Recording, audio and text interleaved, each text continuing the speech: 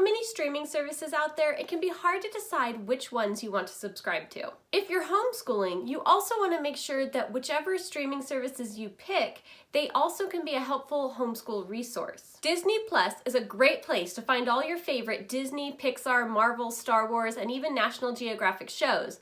And in this video, I'm going to break down which of these shows can be a great homeschool resource for you. Whether you already have a Disney Plus subscription or you're thinking about getting one, you're gonna want to check this out.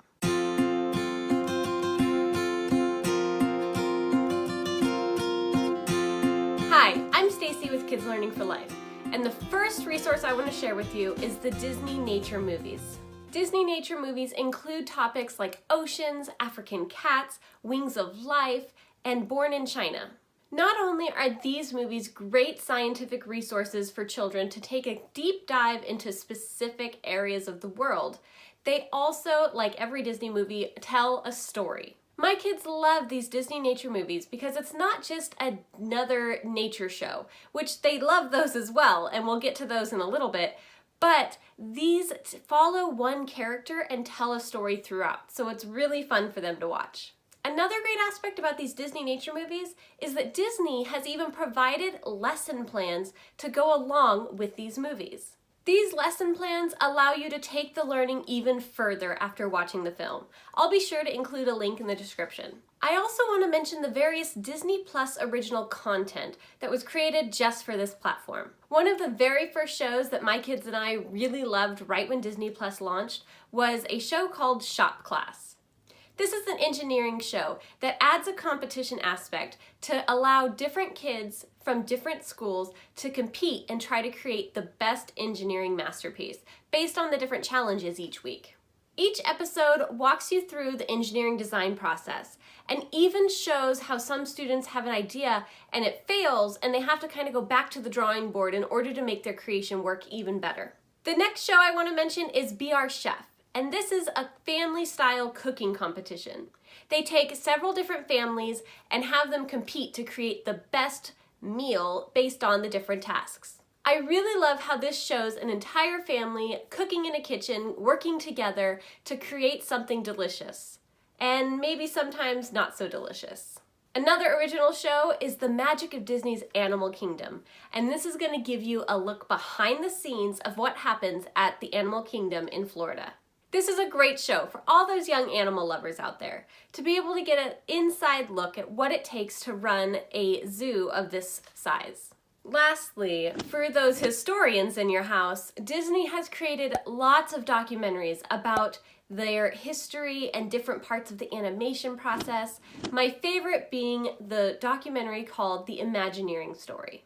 This documentary talks about the early stages of getting the park in action, opening day, and all of the changes throughout Disney's history. This was really interesting for even me to enjoy, and kids can kind of get a sense of what it really takes to build something so large and how many people are involved in running a park like this. This was a really fun documentary to watch, just to be able to see how something can go from an idea all the way to several theme parks working successfully. Next, I want to take a look at one section of Disney Plus that probably has the biggest source of educational resources for your homeschool, and that's going to be National Geographic. National Geographic has tons of history and science-based shows that you can use to add extra learning into your homeschool. They have loads of animal documentaries, including one called the Wild series, where they have wild China, wild India, wild Russia, and all sorts of different countries, and it goes in and talks about the animals in each section. They have even more outside of this Wild series, including one called Tree Climbing Lions, which I didn't realize lions could climb trees, and not all lions can, but this one pride has figured it out and is using it to their advantage, and it's really interesting to watch. Along with the animal documentaries, National Geographic also includes lots of ancient civilization documentaries.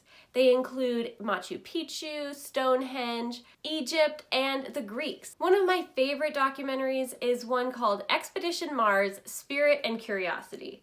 This gives us an inside look on what it took to make Spirit and Curiosity, how we got them to Mars, and what it takes to be able to drive them on Mars. There are also lots of different veterinary shows on the National Geographic area, including the incredible Dr. Pol. Dr. Pol is fun to watch, and I really like watching him work on these ranches and farms and take a logical approach to the way he does medicine, because he knows that farmers need to make money or they will go out of business, and if they go out of business, so does he. For your dinosaur lovers, there are a couple different shows for them as well, my favorite being Bizarre Dinosaurs, where they're going back in time and trying to take a peek into what dinosaurs look like and how they acted. A great STEM-inspired show for kids from National Geographic is called Weird But True. Here we follow two hosts who are asking questions and going out to find the answers for various different questions that are all science, technology, engineering, and mathematics related. If you have toddlers and preschoolers, then you can also find some educational value in some of the Disney Junior shows. A favorite around here is Miles from Tomorrowland, or in the third season, they changed the name to Mission Force One. Miles is a boy from the future living on a spaceship with his mom and sister, and they go around together to solve problems in the universe. My favorite part about the show is that they demonstrate good sibling relationships. I cannot stand shows that have the siblings bickering the whole time, and then for like 3 minutes at the end they get along and it's great. So I really appreciate how they model how kids should ask for things, and it's not that they never have arguments, they do, but it's just not done in a disrespectful way. So I love having it modeled for my children in that way. Another show is called Puppy Dog Pals. This show is about two pups that go on lots of missions in a very James Bond type style, where they have different gadgets and gear and they go on adventures all over the world, including Egypt and China and Greece, and they get to solve problems along the way, always trying to figure out how to do it. Again, these two puppies are brothers, and the show models them having good relationships rather than bickering and fighting all the time. Again, not saying they never have an argument, but the majority of it is them trying to work together and be a team. Two oldies but goodies are the Mickey Mouse Club and Jake and the Neverland Pirates. These two shows have characters that will actually stop and ask your kids questions while they're doing their adventures. So your kid might be asked to count something or tell you what shape something is, and it kind of tries to be more interactive with your kiddos. So that can be fun for kids. If you are going to get a Disney Plus subscription, then I also want to mention to not overlook the educational value that can sometimes be found in regular Disney and Pixar movies. And while these movies are not intended to be 100% historically accurate or a documentary in any sort of way, it's all about the story, it does start to give kids an introduction into different locations and time periods, just so they have kind of a baseline of understanding that they know something happened. For example, my kids loved Peter Pan when growing up, and so they would get to see London and they would start to recognize Big Ben. And then I would notice when they would see it in some other movie, they'd go, oh, there's Big Ben. So there are little pieces here and there that kids can pick out that will help them learn about different things, so that when they see it in other places, they're able to connect it back to their current, what they already know.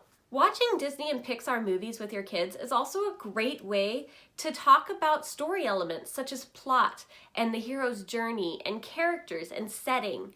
These are all things that you find in literature, but you can also teach your kids while watching movies. My last suggestion is not something that I use all the time, but I thought I'd mention on here just because somebody might find it very interesting. There are a couple of different background noise shows that you could put on while your kids are studying or doing some independent work that may be fun for them.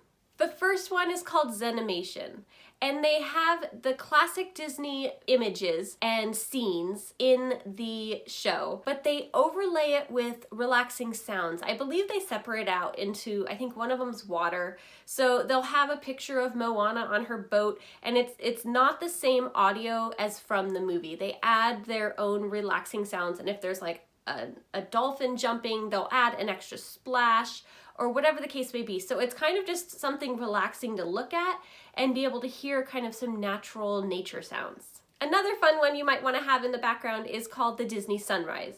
They have a camera set up right in front of a Disney castle or some other Disney monument like the Tree of Life, and they watch the sun come up, and they have some relaxing music, and that's literally all it is an hour, I think is how long it is, of the sun slowly rising with some peaceful, calming music.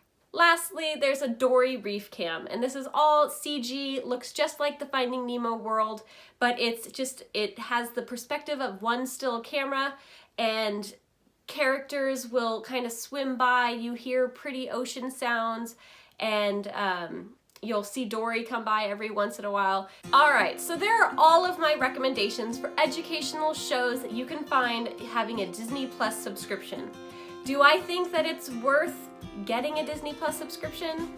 Yes, especially because they included all the National Geographic. I would probably not recommend this as a great homeschool resource if they didn't have that extra side area of the National Geographic, because otherwise they kind of fall short on educational value, but by being able to have access to the National Geographic, that makes this a lot higher rating of me being able to say, yes, you should definitely have Disney Plus as a part of your subscriptions.